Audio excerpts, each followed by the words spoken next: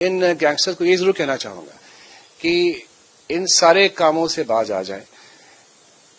Police full अपनी जिम्मेदारी को देखते हुए लोगों के लिए कि उनकी जिंदगी को सिक्योर करने के लिए, एक सेंस ऑफ सिक्योरिटी देने के लिए गवर्नमेंट चीफ मिनिस्टर साहब के इंस्ट्रक्शंस, डीजी के इंस्ट्रक्शंस से पूरी तरह पुलिस कमिटेड है कि जड़ी एक आम पॉपुलेशन, आम नागरिक इस स्टेट का है, वो अपने आप को फुल्ली सिक्योर महसूस करे और एक आम नॉर्मल जिंदगी बिना किसी स्केयर के रह सके।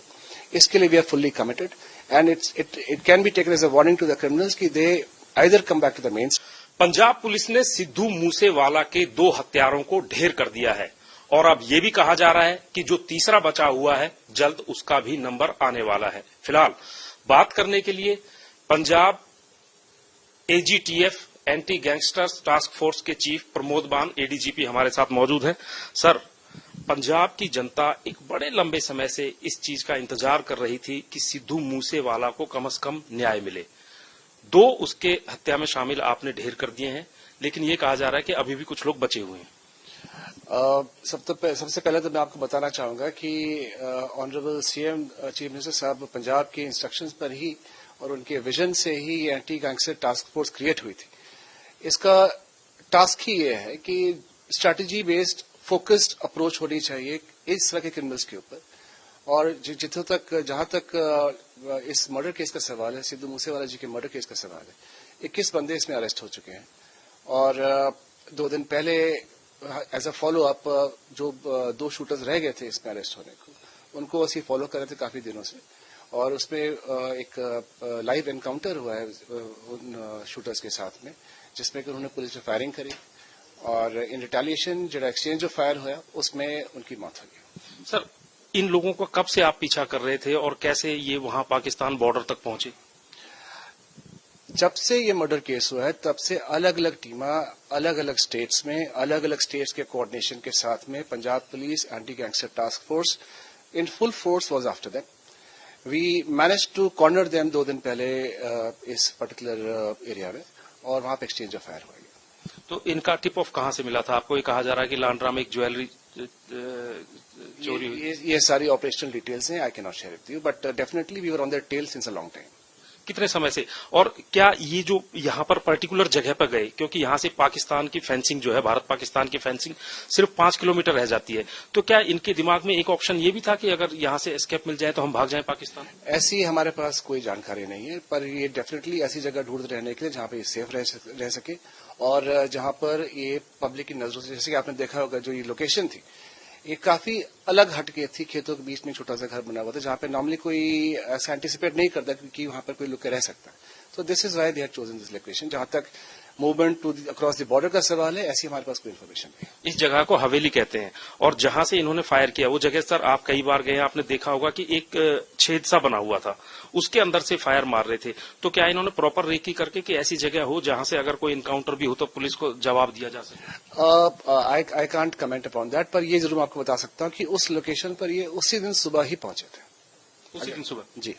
और सर ये भी कहा जा रहा है कि जैसे मैंने अभी पहला सवाल किया था कि पाकिस्तान की फेंसिंग 5 किलोमीटर है, तो क्या ये प्लान 1, 2, A, B दिमाग में रख के चलते होंगे? I don't think so. Pakistan border पर बॉर्डर सिक्योरिटी फोर्स तैनात है, पूरी वायरिंग हो रखी है। I don't think so. अच्छा सर, एक चीज है, हमने पठानकोट एनकाउंटर देखा, दीनानगर एनकाउंटर देखा, वो एनकाउंटर भी इतने लंबे नहीं खींचे, जबकि वो ट्रेंड टेररिस्ट थे, बड़े बड़े हथियार उनके पास थे और ये गैंगस्टर्स थे। इन्होंने 6 घंटे कैसे लगाए? जहां तक दीनानगर एनकाउंटर का सवाल था, मैं भी मौके पर ही था, तो मैं आपको बता सकता हूँ वो एनकाउंटर काफी देर चला था। जब एक वेंटेज पॉइंट पर क्रिमिनल्स अपनी पोजीशन ले लेते हैं तो वो डेफिनेटली सिक्योर थे। पुलिस फोर्स ओपन फील्ड्स में थी, plus we are bound by law. हमको ये भी इंश्योर करना होता है कि एडिक्वेट अपॉर्चुनिटी मिले क्रिमिनल्स को सरेंडर करने की, पुलिस के आगे पेश होने की, सरेंडर करके। So can keeping in view point also कि जो आसपास सिविलियन लोकेशंस हैं या सिविलियंस पामे डिस्टेंस पर है गया, तो जो पुलिस पार्टी इन्वॉल्व है कम से कम डैमेज हो, इसके चलते एडिक्वेट प्रिकॉशंस वर टेकन और इसी के चलते थोड़ा टाइम लगा, पर ultimately and they were given opportunity also, उनको मल्टीपल अपॉर्चुनिटीज दी गई कि आप सरेंडर करो। लाउड स्पीकर से भी बोला गया था, लोगों को भी आगाह किया गया था घरों में रहे। हर तरह से अपॉर्चुनिटी दी गई इन क्रिमिनल्स को, पर उन्होंने उसको माना नहीं और फायरिंग जारी रखी। काफी हैवी फायर किया उन्होंने। उसके रिटेलिएशन में एक्शन हुआ है। लेकिन सर इनके पास इतने बड़े बड़े हथियार आ रहे हैं, AK-47 उनके पास थी, इतने बड़ी मात्रा में उनके पास बुलेट्स थे, तो क्या लगता है कि कहीं ना कहीं टेररिस्ट के साथ कहीं ना कहीं कोई इनका आपस में हो रहा है, या फिर इतने बड़े हथियार इन तक कहां तक पहुंच गए? सी, जहां तक आर्म्स का सवाल है, definitely it's a cause of worry for us. और इनके पास ये लीथल वेपन था, AK-47 थी, बस फायर मार रहे थे ये पुलिस पार्टी के ऊपर। प्लस इनके पास 2 और पिस्टल्स भी बरामद हुए, काफी ज्यादा एमिनेशन बरामद हुआ है। Definitely it is a cause of concern, and जितने भी लिंकेजेस इनके होंगे बाकी गैंगस्टर्स के साथ में और कुछ इनकी हिस्ट्री हमारे पास है, इनके और भी बंदे अरेस्ट हो रहे हैं, तो we'll get down to that. इनको वहां किसी ने पनाह दी थी या ये अपने आप ही छुप गए थे वहां पर जाकर? मैं आपको ये बता सकता हूं कि उस वक्त जब इनका मूवमेंट हुआ तो हमारी पुलिस पार्टी इंफॉर्मेशन पर मौजूद थी वहां पर। मूवमेंट के दौरान ही उस घर के अंदर घुसे थे और साथ के साथ इनकाउंटर स्टार्ट हो गया था। अच्छा सर, आपका जब पहला इंटरव्यू हमने किया था तो आपने एक बड़ी इंपॉर्टेंट बात बताई थी कि लॉरेंस बिश्नोई इस मर्डर के पीछे था और उसने आपकी इन्वेस्टिगेशन में एक्सेप्ट भी किया और वो लगातार फोन यूज कर रहा था। आज एक ऑडियो कॉल सामने आई है और उस ऑडियो कॉल में लॉरेंस बिश्नोई को मुबारकबाद दी जा रही है और उसे कहा जा रहा है कि ज्ञानी नू गड्डी चढ़ाता, यानी कि उसको समझ में नहीं आ रहा, वो पूछ रहा क्या कि सिद्धू मूसेवाला मारता, वो फिर कंफर्म करता कि मारता, कहता हाँ, कहता phone cut. I am not in a position to comment on this will be verified later. लेकिन सर ये तो है कि ये लॉरेंस बिश्नोई फोन का इस्तेमाल कर रहा था तिहाड़ जेल में और बाहर लोगों के टच में था, ऑर्डर्स दे रहा था। ये उसने एडमिट भी किया, हमारी इन्वेस्टिगेशन के दौरान भी इस बात को आया। पर एक आपकी तरफ से, आपकी इस चैनल के मीडियम से मैं इन गैंगस्टर्स को ये जरूर कहना चाहूंगा कि इन सारे कामों से बाज आ जाए। पुलिस फुल अपनी जिम्मेदारी को देखते हुए लोगों के लिए कि उनकी जिंदगी को सिक्योर करने के लिए, एक सेंस ऑफ सिक्योरिटी देने के लिए गवर्नमेंट चीफ मिनिस्टर साहब के इंस्ट्रक्शंस, डीजी के इंस्ट्रक्शंस से पूरी तरह पुलिस कमिटेड है कि जड़ी एक आम पॉपुलेशन, आम नागरिक इस स्टेट का है, वो अपने आप को फुल्ली सिक्योर महसूस करे और एक आम नॉर्मल जिंदगी बिना किसी स्केयर के रह सके। इसके लिए we are fully committed and it can be taken as a warning to the criminals कि they either come back to the mainstream और be ready to face the law. तो आप कह रहे हैं कि पंजाब के लोग अब खुली सांस ले सकेंगे, आजादी से कहीं भी आए जाएं, अपना बिजनेस करें, काम धंधा करें, गैंगस्टर्स उनको तंग नहीं करेंगे, फोन नहीं करेंगे, फिरौती नहीं मांगेंगे? डेफिनेटली हमारा एंडीवर यही है और यही इसको हम हिल्ट तक लेकर जाएंगे, इसको फाइनलिटी देंगे इस चीज को।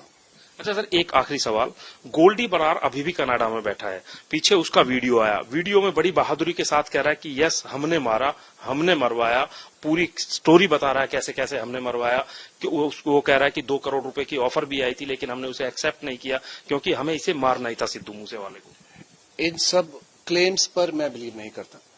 जैसे आपको पहले ही पता है कि सचिन बिश्नोई ने भी क्लेम किया था कि मैं मौके पर मैंने मारा था।